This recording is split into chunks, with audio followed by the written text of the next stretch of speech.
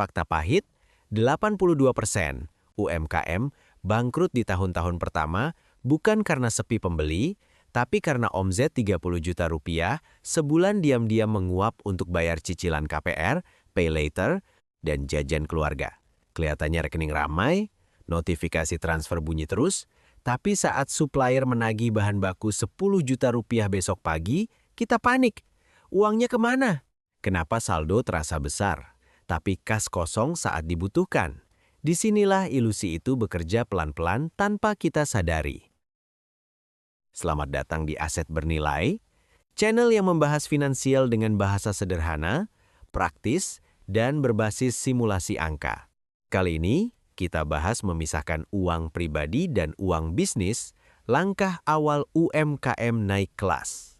Sebelum lanjut, klik subscribe dan aktifkan loncengnya supaya Anda tidak ketinggalan strategi keuangan yang bisa menyelamatkan bisnis Anda sendiri.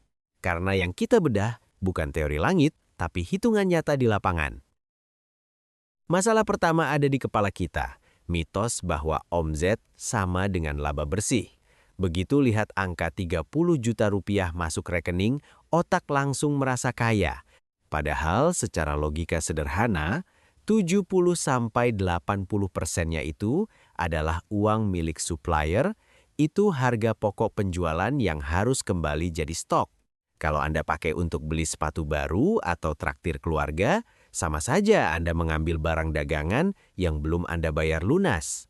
Secara hitungan, itu bukan keuntungan, itu utang tersembunyi pada bisnis sendiri. Lalu muncul sindrom dompet ajaib. Laci kasir terasa seperti ATM tanpa batas. Ambil 100.000 untuk bensin, 200.000 untuk listrik rumah, 50.000 untuk makan malam. Rasanya kecil dan wajar. Padahal uang di laci itu cuma arus kas yang sedang transit, belum tentu laba. Saat Anda konsumsi tanpa hitung, Anda sedang memakan modal dasar bisnis dari dalam, seperti rayap yang tidak terlihat tapi pelan-pelan menggerogoti fondasi. Kita juga harus jujur, banyak pelaku UMKM adalah sandwich generation.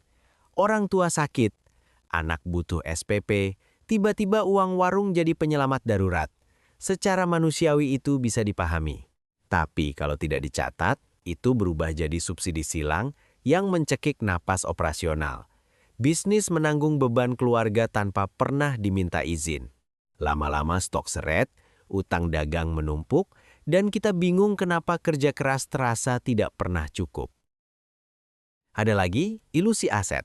Mengambil uang omzet untuk DP motor baru atau ganti smartphone mahal, sering dibungkus dengan alasan menunjang usaha. Padahal secara matematika, motor itu terdepresiasi 15–20% di tahun pertama, sementara cicilannya tetap jalan. Itu bukan aset produktif, itu liabilitas yang menyedot arus kas bulanan. Nilainya turun, bebannya naik. Bisnis jadi korban gaya hidup yang dipaksakan. Kesimpulannya sederhana tapi sering menyakitkan. Selama rekening pribadi dan rekening bisnis masih campur aduk, warung Anda belum menjadi aset bernilai yang mandiri. Ia hanya pekerjaan berisiko tinggi, dengan jam kerja 24 jam, tanpa pagar pengaman. Kalau hari ini Anda masih merasa uang bisnis bebas dipakai kapan saja, mungkin yang perlu diubah bukan omzetnya dulu, tapi cara Anda memperlakukan uang itu sendiri. Sekarang kita masuk ke hitung-hitungan paling dasar. Misalnya Anda jual ayam geprek Rp20.000 per porsi. Modal ayam, beras, minyak, dan sambal totalnya Rp14.000. Biaya operasional seperti gas, listrik, dan kemasan kira-kira Rp2.000. Berarti laba bersih murni Anda cuma Rp4.000 per porsi. Artinya dari Rp20.000 yang masuk, Rp16.000 itu wajib kembali ke laci untuk beli bahan lagi yang benar-benar boleh Anda nikmati hanya Rp4.000. Itu pun kalau tidak ada kebocoran. Sekarang bayangkan kebocoran halus Rp50.000 per hari. Ambil untuk rokok, es kopi, parkir, hal kecil yang terasa sepele. Dalam sebulan itu Rp1,5 juta. Kalau laba bersih real bisnis Anda cuma Rp2 juta per bulan, berarti 75% keuntungan habis tanpa jejak. Anda kerja 30 hari penuh, tapi yang benar-benar tersisa hanya 500.000. Sisanya menguap jadi konsumsi yang tidak pernah berubah menjadi aset. Di sini muncul konsep biaya peluang. Uang 1,5 juta rupiah yang bocor tadi sebenarnya bisa diputar lagi jadi stok tambahan. Misalnya Anda dapat diskon grosir 5% kalau belanja lebih banyak. Tambahan stok itu bisa menghasilkan margin ekstra Rp300.000 bulan berikutnya. Jadi setiap Rp50.000 yang Anda ambil hari ini bukan cuma hilang, tapi juga menghilangkan potensi keuntungan masa depan. Itu kerugian double yang jarang kita sadari. Belum lagi ancaman inflasi. Harga beras, telur, gas hampir pasti naik 5-7% per tahun. Kalau laba tidak pernah benar-benar tersisa karena selalu diambil pemilik, daya beli modal Anda makin melemah. Tahun depan untuk beli stok yang sama, Anda butuh uang lebih besar. Kalau kas tipis, pilihannya cuma dua, porsi dikurangi atau kualitas diturunkan. Dua-duanya berisiko menurunkan kepercayaan pelanggan. Sekarang, pikirkan depresiasi aset bisnis. Kulkas pendingin, mesin sealer, kompor, motor operasional, semua punya umur pakai. Tanpa dana cadangan penyusutan, saat alat rusak Anda panik. Karena rekening campur aduk, tidak ada pos khusus untuk ganti mesin. Akhirnya terpaksa berutang atau menunda perbaikan dan operasional tersendat. Padahal kerusakan alat itu bukan kejadian tak terduga, itu kepastian matematis. Tambahkan biaya tersembunyi yang sering tidak dihitung. Biaya admin transfer Rp6.500 per transaksi, potongan platform ojol 20%, pajak final UMKM 0,5% dari omzet.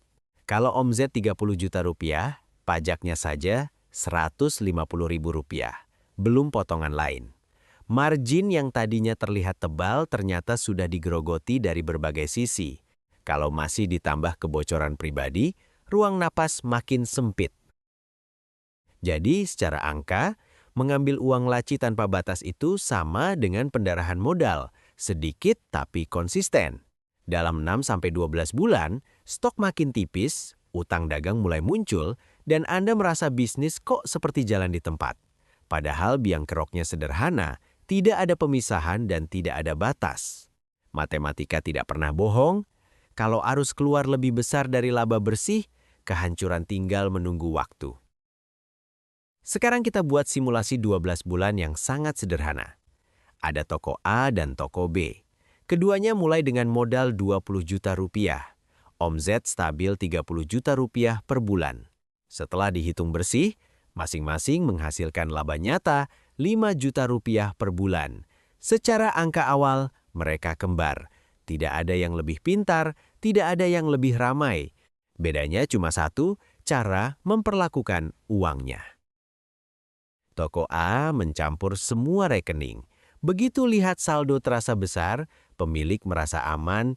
Ia menarik Rp7 juta per bulan untuk kebutuhan pribadi, cicilan rumah dengan bunga floating, liburan singkat, dan gaya hidup yang naik pelan-pelan.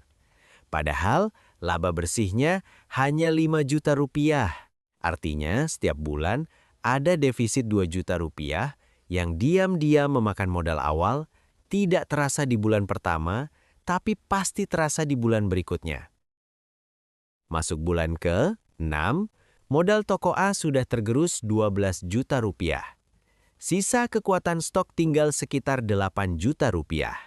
Variasi barang mulai berkurang, beberapa produk favorit sering kosong. Omzet harian ikut turun karena pelanggan tidak menemukan yang mereka cari. Untuk menutup kekurangan stok, pemilik mulai pinjam KTA atau bahkan pinjol dengan bunga 3% per bulan hanya supaya bisa kulakan besok pagi. Lingkaran setan dimulai. Sekarang, lihat toko B. Pemiliknya memisahkan rekening sejak awal. Ia menggaji dirinya Rp3 juta per bulan, dipindahkan rutin ke rekening pribadi setiap tanggal 1. Sisanya Rp2 juta dimasukkan sebagai laba ditahan, tidak disentuh, tidak dianggap uang bebas pakai. Secara gaya hidup mungkin lebih sederhana, tapi secara struktur keuangan jauh lebih sehat.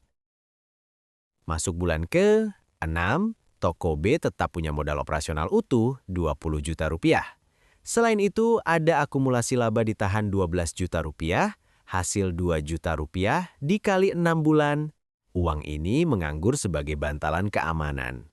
Secara psikologis pun beda, pemilik tidak panik karena tahu ada cadangan yang jelas milik bisnis, bukan uang supplier yang tersamarkan. Lalu di bulan ke-7 terjadi kejadian tak terduga. Freezer daging rusak total, butuh 4 juta rupiah untuk ganti. Toko A yang sudah tipis modalnya tercekik. Cicilan pinjol sudah jalan, arus kas sempit, akhirnya tambah utang baru, sementara toko B cukup ambil dari laba ditahan dan beli mesin secara tunai. Operasional tetap jalan, stok aman, tidak perlu menyentuh uang belanja bahan baku. Dari selisih keputusan kecil, tarik 7 juta rupiah versus 3 juta rupiah per bulan, dalam setahun tercipta jurang yang lebar. Satu bisnis terjebak utang berbunga tinggi dan stres berkepanjangan. Satu lagi membangun fondasi aset yang makin kokoh. Angkanya sama di awal, tapi disiplin membuat hasil akhirnya bertolak belakang. Disinilah kita mulai sadar, masalahnya bukan di omzet, tapi di cara membagi uangnya. Sekarang kita geser cara pandang. Anda dan bisnis Anda itu dua entitas berbeda. Bisnis adalah mesin cetak uang, aset yang seharusnya bekerja untuk Anda. Anda adalah operatornya, karyawan nomor 1 yang berhak menerima gaji. Kalau mesin dibongkar setiap hari untuk ambil onder deal-nya, jangan heran kalau lama-lama rusak. Memisahkan peran ini bukan soal gaya, tapi soal logika bertahan hidup. Lalu berapa gaji yang masuk akal? Jangan pakai feeling. Gunakan rumus sederhana, hitung kebutuhan hidup dasar, cicilan rumah, listrik, makan, sekolah anak, atau patok setara UMR daerah Anda. Pastikan angkanya tidak melebihi 60-70% dari rata-rata laba bersih bulanan. Kalau laba rata-rata 5 juta rupiah, maka gaji aman di kisaran 3 juta rupiah. Sisanya wajib tinggal di bisnis. Bagaimana kalau laba bulan ini cuma 2 juta rupiah, sementara kebutuhan keluarga 4 juta rupiah? Disinilah ujian mental. Secara logika, Anda harus turunkan gaya hidup atau cari tambahan penghasilan lain. Side hustle, freelance, apapun yang halal. Mengambil paksa dari kas bisnis untuk nombok kebutuhan pribadi sama saja mencekik modal sendiri. Bisnis tidak boleh jadi korban kegagalan manajemen rumah tangga. Sisa laba setelah dipotong gaji owner itulah yang disebut laba ditahan. Anggap saja ini darah ekspansi. Uang murni milik bisnis untuk tambah stok, beli alat baru, atau jadi bantalan darurat. Ini bukan uang liburan keluarga, bukan uang upgrade mobil. Selama statusnya laba ditahan, fungsinya satu, memperkuat dan memperbesar mesin penghasil uang tadi. Ada jebakan lain yang sering tidak terasa, inflasi gaya hidup. Begitu omzet naik 2 kali lipat karena viral, godaan langsung muncul, gaji dinaikkan, pengeluaran pribadi ikut membengkak. Padahal aturan emasnya sederhana, kalau omzet naik, gaji tetap dulu. Biarkan lonjakan laba masuk ke bisnis. Dengan cara ini, Anda melatih diri, menahan keserakahan, dan memberi ruang compounding bekerja. Rekening pribadi yang menerima gaji owner juga punya tugas penting, membentuk dana darurat keluarga, minimal 3-6 bulan biaya hidup disimpan terpisah. Jadi saat genteng bocor atau ada anggota keluarga masuk UGD, Anda pakai tabungan pribadi, bukan membongkar laci kasir toko. Ini pagar emosional yang menjaga dua dunia tetap aman. Target akhirnya jelas. Bisnis yang sehat adalah yang sistem dan arus kasnya tetap bisa menggaji Anda setiap tanggal 1, bahkan saat Anda tidak selalu ada di toko. Ketika itu terjadi, usaha Anda berubah status dari tempat kerja melelahkan menjadi aset bernilai yang menghasilkan. Semua dimulai dari keputusan sederhana, menempatkan diri sebagai karyawan nomor 1, bukan raja yang bebas mengambil sesuka hati. Sekarang kita bahas level berikutnya, bagaimana mengelola laba ditahan supaya tidak jadi uang nganggur, Banyak pemilik usaha merasa aman karena ada 20 juta rupiah mengendap di rekening bisnis, padahal kalau cuma parkir di tabungan biasa dengan bunga nyaris 0% dan masih kena biaya admin bulanan, nilainya pasti kalah oleh inflasi. Harga bahan baku naik tiap tahun, sementara uang Anda diam di tempat. Secara real, daya belinya justru turun pelan-pelan. Langkah paling dasar, optimalkan rekening operasional. Gunakan bank digital yang bebas biaya transfer antar bank untuk transaksi harian. Bayangkan kalau biaya transfer Rp2.500 dikali 100 transaksi sebulan, itu Rp250.000. Dalam setahun jadi 3 juta rupiah yang sebenarnya bisa Anda selamatkan. Margin tipis di UMKM sering bocor bukan karena salah harga jual, tapi karena biaya kecil yang tidak dikontrol.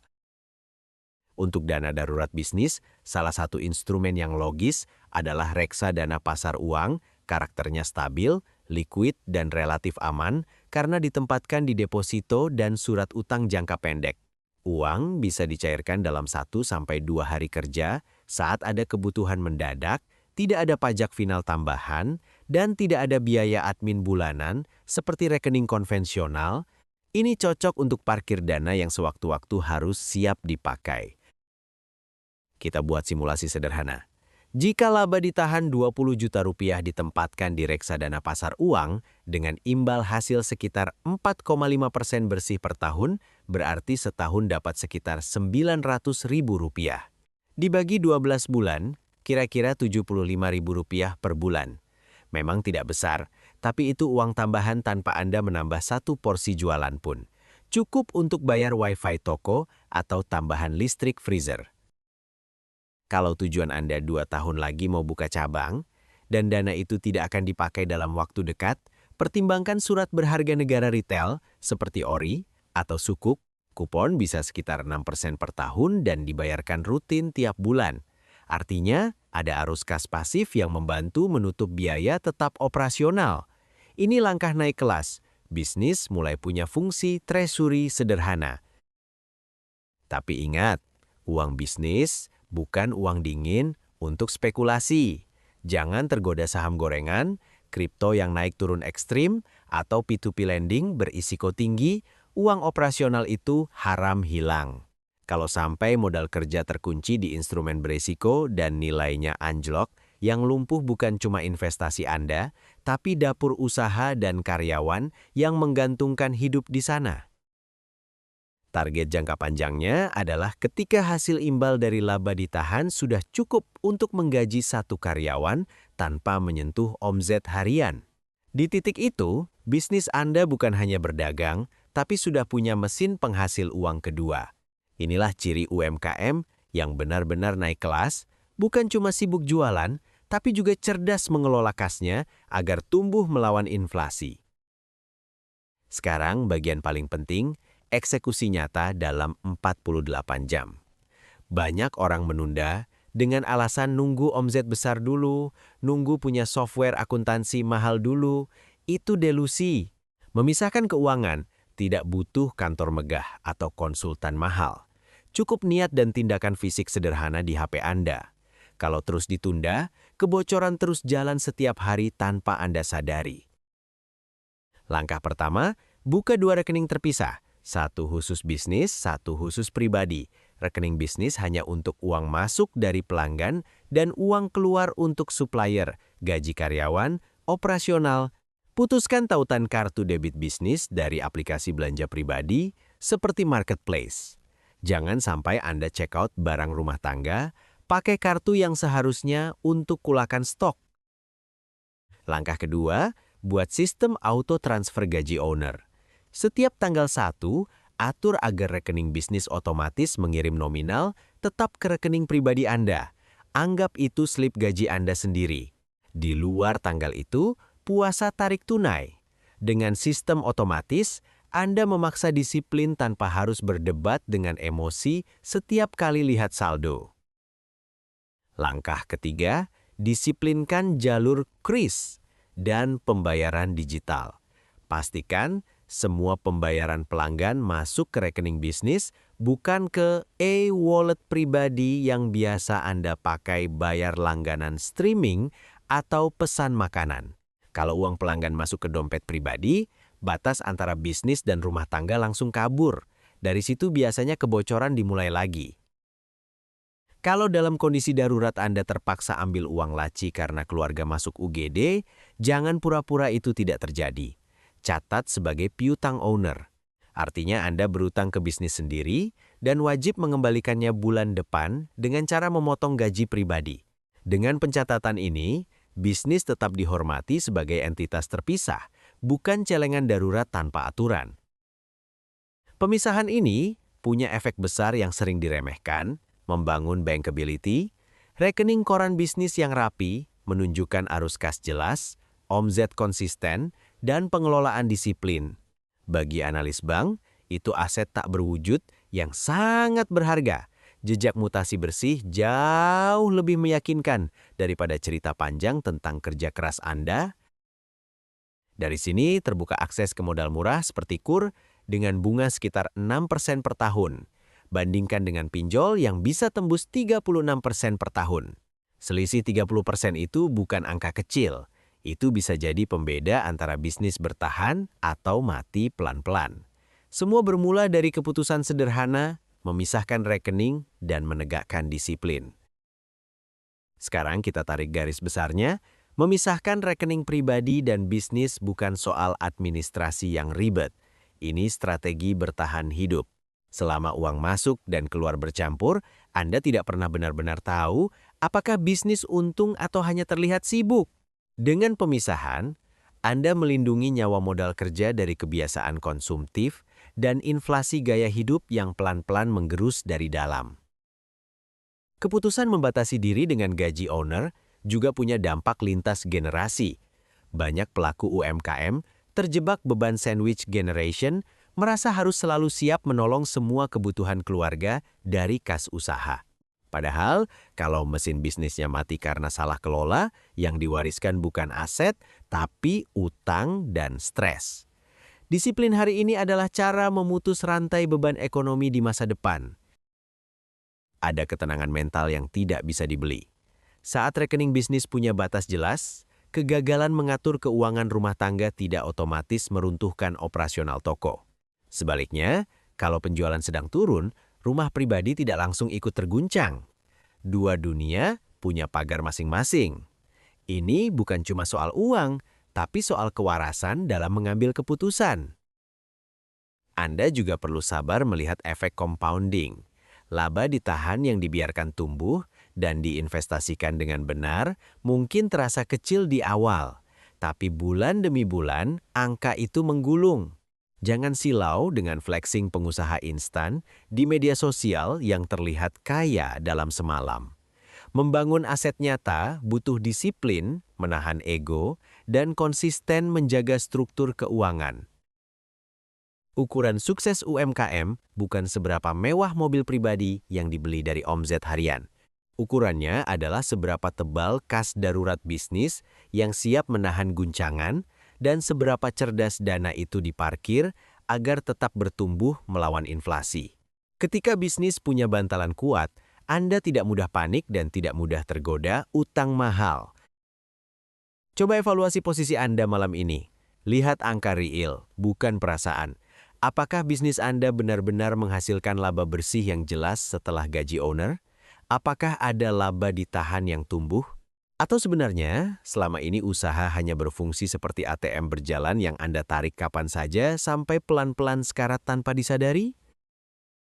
Coba ceritakan di kolom komentar, pengeluaran pribadi tuyul apa yang selama ini paling sering tanpa sadar membocorkan uang kasir Anda?